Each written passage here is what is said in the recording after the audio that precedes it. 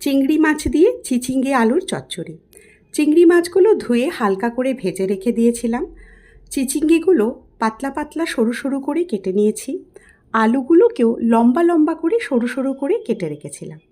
কড়াতে সবার আগে দিয়েছি চিচিঙ্গেগুলো, সেগুলো আধ ভাজা হয়ে যাওয়ার পরে দিয়েছি আলুগুলো। আলু আর চিচিঙ্গে ভালো করে লাল লাল করে ভেজে নিয়ে তুলে রেখে দিয়েছিলাম। তারপর কড়াই দিয়েছিলাম পেঁয়াজ কুচো। পেঁয়াজ কুচোগুলো লাল লাল করে ভাজা হয়ে গেলে দিয়েছিলাম আদা টমেটো বাটা।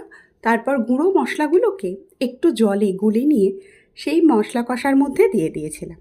তারপর সমস্ত মশলাগুলোকে ভালো করে কষে নিয়ে দিয়েছিলাম ভাজা আলু চিচিঙ্গেগুলো।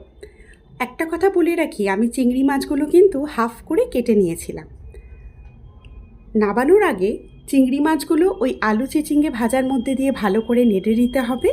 আর মনে করে নাবানোর আগে গরম মশলা দিতে ভুলো না কিন্তু।